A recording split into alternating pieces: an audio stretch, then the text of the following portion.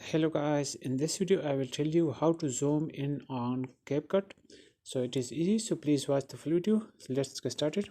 First of all, I'm adding a video clip. So let's suppose this pre-video clip.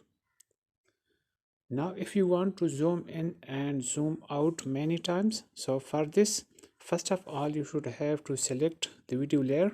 I mean tap on video layer and then tap on this key option.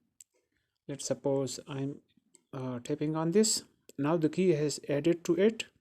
Now go forward and with your two fingers zoom in the video,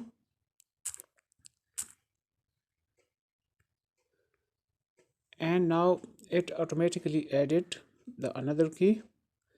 Now let's suppose we are adding the next key. So for this we should zoom it out again, and now here we are zooming it again. So with this method you can zoom in and zoom out your video clip. So now let's check the video how it looks.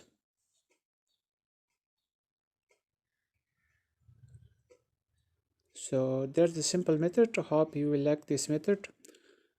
See you. Thanks. Goodbye.